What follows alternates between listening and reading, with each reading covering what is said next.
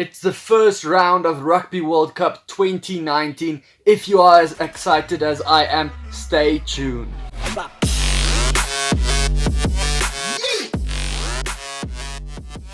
Hey guys, welcome back to SkinnyBru Rugby. So it's World Cup time. It is finally here. This weekend in round 1 we have 8 games coming up, and there's some seriously important games. Like I listed in another video on my channel, I listed 7 games that can really alter the course of the World Cup. 3 of those 7 games are in this weekend, so those games are going to be very important to watch. I'll tell you now a little bit later on what those games are. The games that we are going to watch this weekend is Japan versus Russia, Australia versus Fiji, France versus Argentina. The big one, New Zealand versus South Africa. I made a special video for that one. If you want to see a better recap for that one, or a little bit of a better preview for that one, I will link it up here if it is already out. Then it's Italy versus Namibia, Ireland versus Scotland, England versus Tonga, and Wales against Georgia. Before I get into it, I did actually do another video of this already on Modern Box channel. If you want to check that out, the link is down in the description. Otherwise, if I did forget to link it in the description, just check it out on his channel. Remember to join the SPRINGBOKS pools. The time is closing to get into that. It is free for all of the guys that do not know how it works. Just install the app on your phone and join the pools. It is in the description down below as well. And then hit the subscribe button as well if you like the channel. I appreciate it. Let's get into it. Since there are 8 games to go through, it is a lot to cover. I'm gonna go quickly through all of the games. The first one, Japan versus Russia. It's the host nation. They have a lot of support behind them in this one. They will be pumped for their World Cup, the first one in Asia, against another Asian team, against Russia, a team who's probably a bit lucky to be in this one, if you could say it like that. But sometimes those teams that are the lucky ones to be in a tournament, they are the ones that surprise and really give it their all because they have nothing to lose. The Japanese pool, they have to play at their best. At the moment, it looks like it's gonna be. At the moment, it looks like they're gonna be at 3rd place behind Scotland and Ireland, unless they do something about that and have a lot of victories. So they're gonna have to get every win that they can. Every win will help. Every point will help. The 2 teams, they are kind of opposite sides of the spectrum. They do play a bit different. Russia, they have a old style of play. They are kind of like a old type of Springbok play. They have a lot of abrasive forwards, big guys running into it, scrumming, rucking, that type of stuff. Whereas Japan, they have a lot of guys that can cover multiple roles. They have props that can play number 8. They have flankers that can play center. They have just guys that can run and pass it with the ball. Everyone can play any position. So it's a running rugby versus a little bit of forwards rugby. It's going to be interesting, but I think Japan has the upper hand in this one. That home advantage is going to help them. They know how to play in this weather conditions. They are expecting the weather for this weekend to be a little bit rainy, or not a little bit, they actually said very rainy for this weekend. So Japan will know how to play with that. So I think Japan will actually win with 24 points. The second game will be Australia versus Fiji.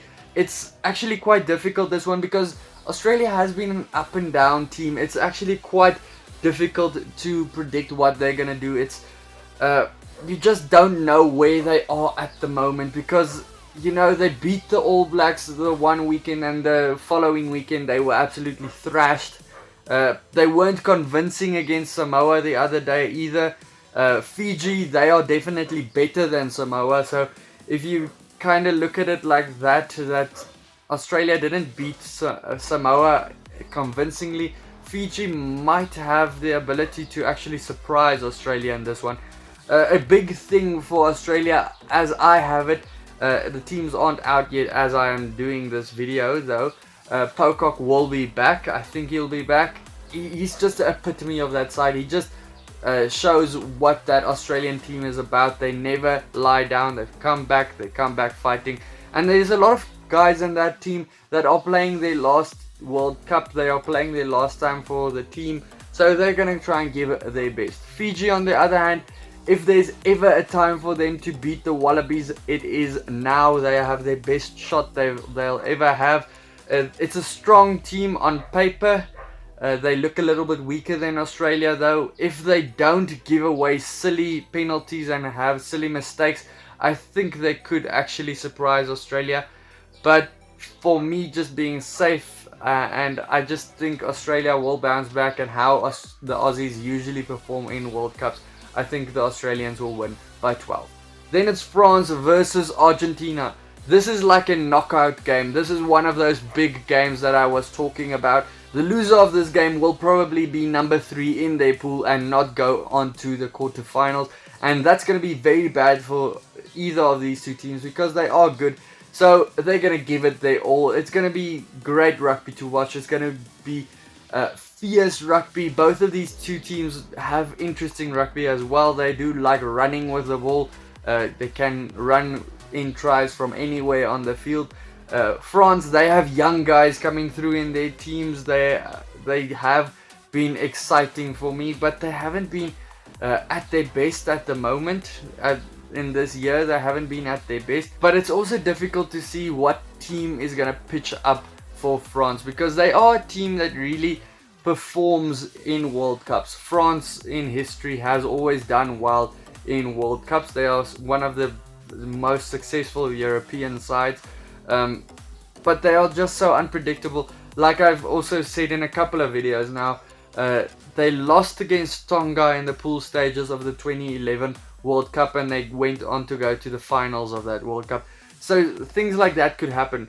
Just as I say that, Argentina, they aren't that unpredictable. We know their scrums have been struggling.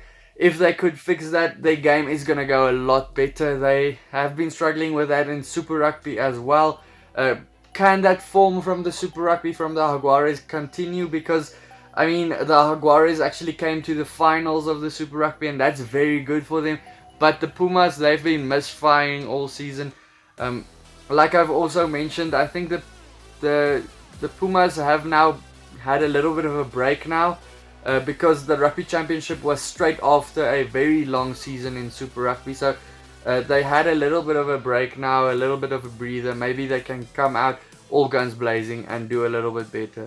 Sanchez in this game, I think, is going to be very crucial for the Argentinians if he does play. He has played now in France as well. They did select him for a reason. He is an important player in that team. He has experience as well. So I think he's going to be important. Look, everyone knows Argentina is my second team that I do back. It's always South Africa and Argentina.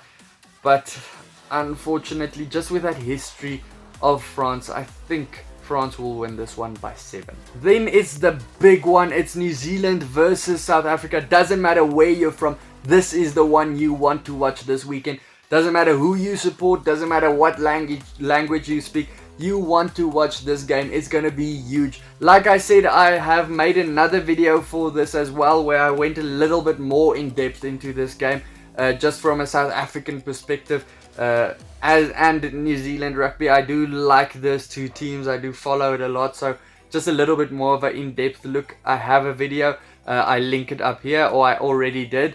It's going to be a very close battle for both sides. Last time these two teams played, South Africa forced New Zealand to make a lot of handling errors with that rush defense that South Africa has been playing these days. And I wonder if Hansen has a trick up his sleeve with the New Zealanders to battle against that. On the other hand, though, does Rassie have a plan up his sleeve? Because these two are just masterminds in rugby. Both of them are tricksters. Both of them can make a plan for this game. We know Rassie is going to go initially with that line challenging, the defense challenging the line. But with the wet weather, what type of game can we expect? Maybe a kicking game, I think. A game where set pieces are going to be very important. So the scrummaging is going to be very important. You don't need props that can run over the whole field. The reason they left out Franks from New Zealand. You need a guy that can settle down, scrum, that's what he should do. For me, a key thing about the South African team though, they have played in Japan in the heat so far against Japan last week, and they had a very good game. So in that sense, I'd favor South Africa, but it's not going to be a very hot game, or if it rains, it's kind of more like a New Zealand game. It more favors them. So it's 50-50 there, what the weather conditions tell you. Who's going to have the upper hand at the moment? I would say the Boks are on the up at the moment. They are looking like they are going up, while the New Zealanders they are either stagnating or going down a little bit. So it's a tough call, very tough. And like I say, sorry New Zealanders, I can be biased with this, but I do follow my heart when it comes to the Bokke. I think South Africa could win this one by 2. It's going to be very dangerous though if South Africa does win this one, because this is going to unleash a very dangerous beast in New Zealand that's not going to be losing anytime soon. The next one is Italy versus Namibia. I don't think Namibia will target this game for a win. Maybe the Canada game, but this one isn't going to be one that they will be targeting. While Italy, they need every single point that they can get, because they are in a pool with the Boks and New Zealand. So maybe they'll even target a bonus point victory. The team is not great. They haven't been great recently, the Italian team, but they're certainly better than the Namibian team. Basically, they are on par with the Southern Kings at the moment, the Namibian team. With their warm-up games they were pretty even. They made a lot of mistakes as well, but I think it was just because it was warm-up games, but there was nothing to suggest a lot of good things to come. There's just a really talented guy, I just can't get on his name now. It's a young 22-year-old for the Namibians. He's very talented, one of the top scorers for Namibia. I think he's the 4th highest top scorer for Namibia ever, so that's pretty good for them. But I just don't think Namibia has what it takes. I think they can fight against Italy. They won't get trampled, but 2 or 3 mistakes in the game will cost them dearly, and that will cost them tries, and that's why I think Italy will beat them by 2 or 3 tries, so I'll say 19 points. The 6th game for this weekend, Ireland versus Scotland. Yet again, another big one you should watch. Doesn't matter where you're from. If you just look at it on paper, Ireland looks like the definite stronger team, but the Scots never back down from a fight with Ireland. In Ireland's case, they have actually quite an easy pool, where they're gonna actually play against teams like Scotland and Japan, and then 2 easier teams, but their quarterfinal will either be against New Zealand or South Africa, so they really need form against these poorer sides. So they will want to play at their best, doesn't matter if they play an easy game. They are the number 1 ranked side at the moment, while the Scots are number 7 ranked at the moment, but don't let that fool you. The Scots really can surprise you. They'll be in a battle for number 2 in the pool with Japan. The Scots at the moment, they'll be in a battle with Japan. So they'll need every single point they can get. Even a losing bonus point will do them good. So I think the game will be close at stages, but Ireland will have their class shine through every now and then, and just overcome that close margin somewhere close to the end, and Ireland will win by 13. Then there's 2 easier games to predict. It's England versus Tonga. I think it's a surefire victory for England. They will want to prove something to New Zealand, who absolutely bashed Tonga the other day, but I don't think they're gonna get 92 against them. I think they'll beat them by 44. Then it's Wales versus Georgia. It's also a definite win for Wales here. Georgia, it's a team that really pitches up to the World Cup. They've always put their name on the map in World Cups, but at the moment they've not been at their best. They are missing some big names that we've always liked, but Wales have been very good. Even if they have some drama with the coaching, the one coach who has been taken away from the group because of betting problems or something along those lines. I think they're still strong enough. They're still a good group. Everything's still good enough there. I think they'll beat Tonga by 37. So guys, that's my predictions for the weekend. I hope you agree with me. If you don't, leave the comment down below with your predictions as well. If you do like the video, please hit that subscribe button or check out some of my other videos that will pop up somewhere next to me. If you haven't joined the SPRINGBOKS pool, check out it down below, and then I hope you enjoy this weekend's rugby. I can't wait for it. Cheers.